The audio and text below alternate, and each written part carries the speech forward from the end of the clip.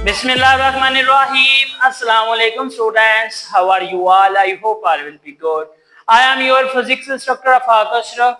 बच्चे पिछले दोनों प्रीवियस जितने भी लेक्चर हमारे न्यू चैप्टर के स्टार्ट हुए हैं और इनमें जो टॉपिक्स हम लोगों ने डिस्कस किए हैं वो on the base of new syllabus वो पोलराइजेशन के बारे में ही पढ़ते आए हैं। अभी तक भी हमारा जो पोलराइजेशन के मतलब टॉपिक है वो आज भी स्टार्ट रहेगा, इंशाल्लाह नेक्स्ट कंटिन्यू रहेगा।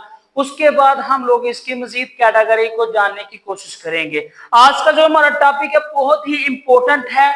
On the basis of the new construction on your basic block, यहाँ आप लोग इस तरह से समझ सकते हैं कि जो रोशनी की अहमियत और नेचर का सबसे इंपॉर्टेंट वसीला या जरिया है वो इस टॉपिक में हमारा क्लियर होगा। Let's continue.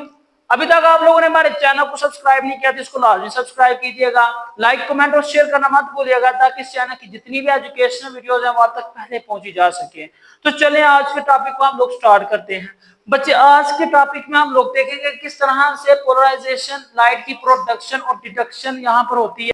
बच्चों प्रोडक्शन और डिडक्शन में बेसिकली हम लोगों ने जिस चीज को डिस्कस करना है वो है इसके मेथड्स।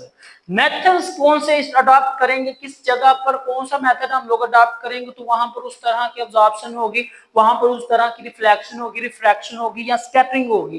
ठीक है, मैं आप लोगों को इस वाले टॉपिक के मुतालिक हर एक चीज तफसील के साथ माइनरली टचअप के साथ मैं बताऊंगा। यहां पर देखिएगा, यहाँ पर जो डिडक्शन होनी है मैंने यहाँ पर लिख भी दिया हुआ, मैं फिर भी समझा देता हूँ। फॉर एग्जाम्पल आप लोग एक ऑर्डिनरी बल्ब के साथ प्रोसीजर करवाते हैं, एक प्रोसेस करवाते हैं, फिनोमिना करवाते हैं। आप लोग देखते हैं कि जब आप किसी बल्ब को जलाते हैं ना तो वहां से रोशनी की रेस खारिज होना शुरू हो जाती है, वो भी रैंडमली मुख्तलिफ डायरेक्शंस में, जहां तक वो खुद को फैला सकती है, स्प्रेड कर सकती है।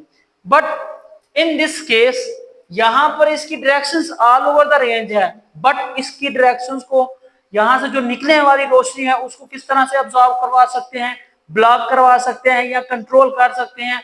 That's will be the known as the polarised. ये पोलराइज्ड कहलाएंगे या पोलराइजर कहलाएंगे। ये मुख्तलिफ टेक्निक्स के हिसाब से होगा और मुख्तलिफ मेथड्स के हिसाब से यहाँ पर कंट्रोल किया जाएगा। इसकी एवोल्यूशन को मजीद स्कैटरिंग या मजीद जो इसकी ब्लॉकिंग है वो हम लोग मेथड्स को यूज करेंगे। बेसिकली यहाँ पर 4 मेथड्स हैं। आपकी बुक में सिर्फ एक को ही एक्सप्लेन किया मैंने, थोड़ा थोड़ा इनको सबको एक्सप्लेन कर दिया ताकि आप लोगों को इनकी बेसिक समझ में आ सके। सबसे पहले आपका सिलेक्टिव अब्जॉर्प्शन। सिलेक्टिव अब्जॉर्प्शन कौन सी है वो भी हम लोग डिस्कस करें। दूसरा है reflection from different surfaces. Different surfaces से क्या मतलब है, पानी की सतह से रिफ्लेक्ट होने वाली, फिर सड़क की सतह पर आप दूर से देखें तो आपको वहां पर रिफ्लेक्टिंग होती हुई लेयर एक नजर आएगी। फिर उसके बाद क्या है, स्नो मतलब वो जो डिस्क बनी होती है, बर्फ की तह चढ़ी होती है, उसके ऊपर से रोशनी की जो रिफ्लेक्शन है वो आपके पास इसकी डेफिनेशन और एग्जांपल्स हो सकती हैं। रिफ्रैक्शन थ्रू क्रिस्टल्स है। रिफ्रैक्शन बच्चे एक लफ्ज होता है रिफ्लेक्शन और एक होता है रिफ्रैक्शन। जो रिफ्लेक्शन होता है वो लॉज ऑफ रिफ्लेक्शन को फॉलो करते हुए लाइट को बेंड कर देती है completely backward to the region. लेकिन जो आपके पास रिफ्रैक्शन होती है इसका कुछ हिस्सा रिफ्रैक्ट होता है, बाकी सारा क्या हो जाता है, डाइवर्ज हो जाता है, यहाँ फिर वो गुजर जाता है। Scattering by the small particles. Small particles क्या लेंगे, लाइट के हवाले से बात हो रही है तो आप सूरज की लाइट को लेट कर सकते हैं। सूरज से आने वाली जो लाइट है वो एटमॉस्फेयर में मौजूद जो मुख्तलिफ किस्म के पार्टिकल्स हैं उनसे टकरा कर जो वापस जाएगी या उनसे ब्लॉक हो जाएगी, वो क्या है आपके पास scattering by the small particle. Small particle से गुजरने वाली या स्कैटर होने वाली मतलब वहां पर डाइवर्ज होने वाली जो रेज हैं वो आपके पास इस मेथड से सॉल्व होंगी। The light emitted by an incandescent bulb is unpolarized because its vibrations are randomly oriented in the space।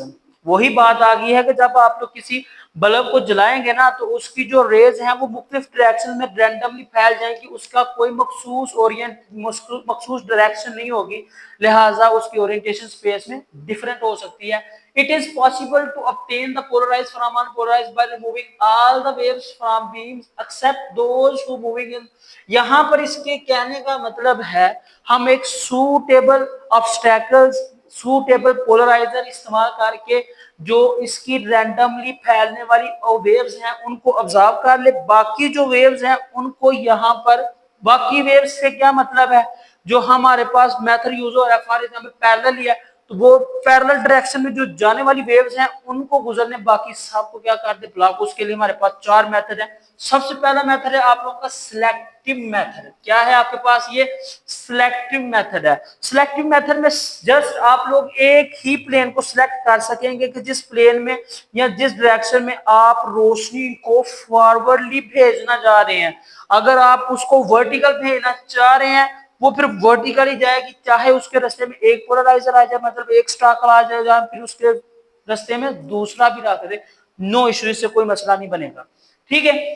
अगर कॉमनली देखा जाए फॉर एग्जांपल, आप लोगों को पता है पोलराइजर क्या होता है? पोलराइजर एक ऐसा सोर्स, ऐसा मटेरियल होता है जो सिर्फ एक खास समत में गुजरने वाली रेस या लाइट वेव्स को गुजरने देगा, वाइब्रेशंस को गुजरने देगा, लेकिन उससे अलावा जो भी रैंडमली या आगे पीछे की वेव्स होंगी उन सबको ब्लॉक कर देगा। इस तरह आपको एक खास पैटर्न में लाइट की रोशनी ऑब्जर्व होगी, और वही अगर दूसरा पोलराइजर भी रास्ते में रख दें तो उस हिसाब से भी जो रोशनी है वो भी ऑब्जर्व हो जाएगी।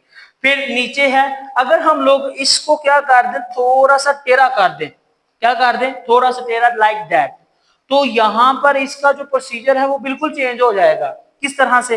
ये देखिएगा, ये दोनों पैरेलली पड़े हुए हैं, मतलब यहाँ पर रोशनी तो जा रही है, लेकिन आप लोगों ने पढ़ा था कि परपेंडिकुलर या पैरेलली किस तरह से, वहां पर ऑब्जर्व किया है कि वो हम लोगों ने लीनियर, सर्कुलर और एलिप्टिकल सरफेस में कल वाले जो लेक्चर थे उसमें हम लोगों ने इसके मतलब कंजर्व कर लिया था।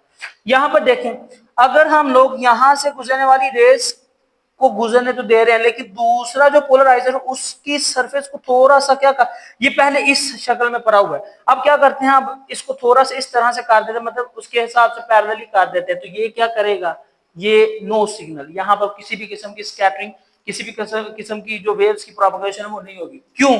क्योंकि ये आपके पास यहाँ पर परपेंडिकुलरली ऑब्जर्व करना शुरू कर देगा। फॉर वन पोलराइड वो भी मैंने पॉइंट अलहदा किया, फॉर टू पोलराइड उसके लिए भी मैंने पॉइंट को अलहदा किया। इस हिसाब से जो हमारे पास ट्रांसमिटेड होगी वो बिल्कुल ना होने के बराबर होगी, क्योंकि उसका जो मेथड वाला तरीका है वो क्या हो जाएगा, वो परपेंडिकुलर हो जाएगा, लिहाजा इधर से कोई भी रेज नहीं गुजरेगी। चलें इसको स्टडी करके देखते हैं। Most common method to achieve the plane polarized light by using the certain types of the materials called the dichoric substance. Dichoric substance कहते हैं इसको, क्या कहते हैं? डाइकोरिक सब्सटेंस। एक ऐसा सब्सटेंस, एक ऐसा मटेरियल जो एक खास डायरेक्शन में वाइब्रेशंस को, लाइक पैरेलल वाइब्रेशंस, ठीक है, एक खास डायरेक्शन में वाइब्रेशंस को गुजरने देगी, बाकी सारी वाइब्रेशंस को क्या कर देगी, ब्लॉक कर दी। ये एक किस्म का कहने फिल्टर पेपर है जो सिर्फ एक खास समत में, मतलब पैरेलल समत में जाने वाली रेस को जाने देगी, बाकी उनको क्या कर देगी, ब्लॉक, मतलब नहीं गुजरने देगी।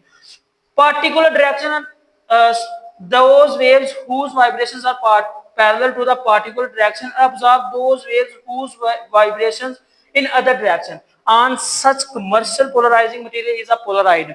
ये सच पोलराइड मतलब ये एक पोलराइजर मटेरियल है जो एक खास डायरेक्शन में गुजरने वाली रेस को गुजरने देगा, लेकिन उसके अलावा जो रैंडमली स्प्रेड है उनको गुजरने नहीं देगा।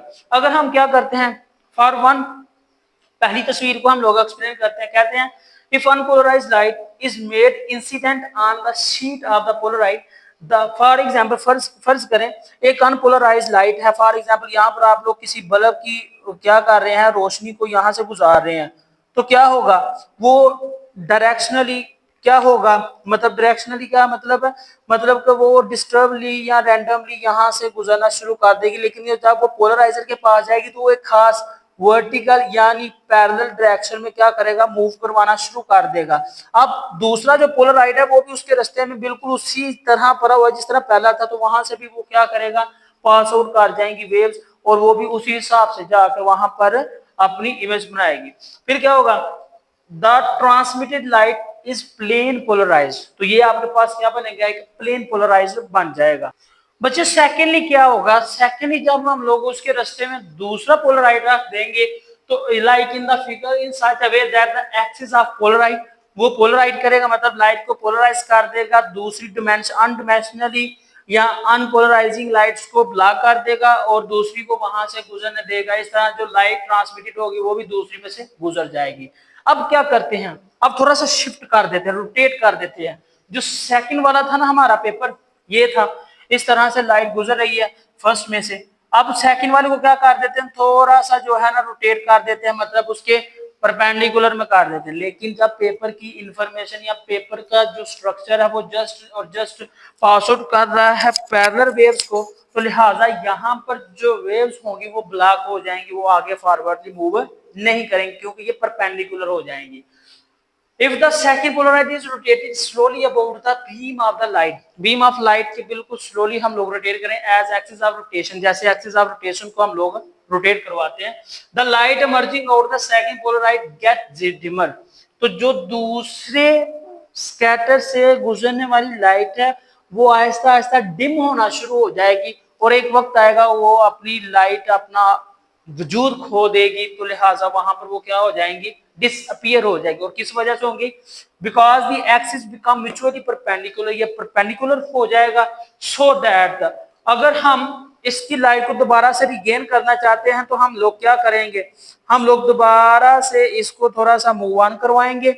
मूव ऑन करवाने के बाद ये दोबारा से क्या करेगा, उसको रीअपियर करना शुरू कर देगा, नमूदार करना शुरू कर देगा, तो वो दोबारा से अपनी ब्राइटनेस को गेट कर लेगा। इस तरह से हमें रिजल्ट क्या मिला है, इस तरह से जो हमें रिजल्ट मिला है वो ये है कि जो लाइट की नेचर है ना वो ट्रांसवर्स है, ना कि लॉन्गिट्यूडनल। क्यों, अगर ट्रांसवर्स ना होती, लॉन्गिट्यूडनल होती, तो जो यहाँ पर परपेंडिकुलर वेव्स या परपेंडिकुलर लाइट्स पास आउट कर रही थी वो पास आउट हो जानी, तो यहाँ पर वो पास नहीं हुई। इसका मतलब क्या है, वो वहां पर जो इसकी नेचर बनी है वो क्या है, वो आपके पास ट्रांसफर है, ना कि लॉन्गिट्यूडनल। और मैंने वजह भी बता दिया कि वो लॉन्गिट्यूडनल क्यों नहीं है।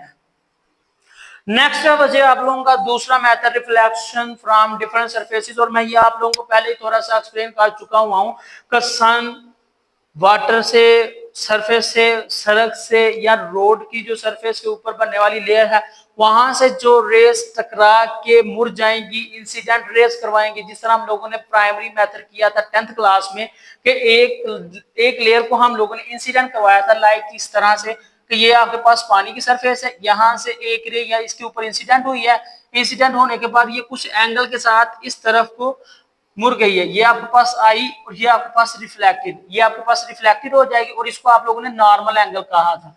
लिहाजा जो इंसिडेंट है वो आई, रिफ्लेक्टेड आर, कुछ एंगल्स के ऊपर वो क्या करेंगी, रिफ्लेक्ट हो जाएंगी।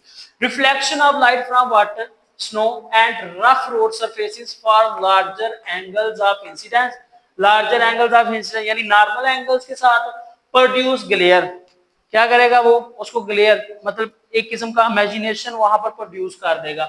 Since reflected light is partially polarized, ये पार्शियली पोलराइज्ड होगी, मतलब इसमें कुछ लाइट्स की डायरेक्शन होगी वो मखसूस होंगी, लेकिन रिफ्रैक्शन कह रहा है पार्शियली रिफ्लेक्टेड, पार्शियली रिफ्लेक्टेड मतलब कुछ रिफ्लेक्ट हो जाएगी लेकिन ज्यादातर क्या होगी, वो glare considerably reduce by using the, ये ग्लेयर किस तरह से खत्म करेंगे, आप लोगों ने सूरज की तरफ कभी देखा, देखे ना, तो फिर से देखिए, देख लिया, आप लोगों से नहीं देखा जा रहा।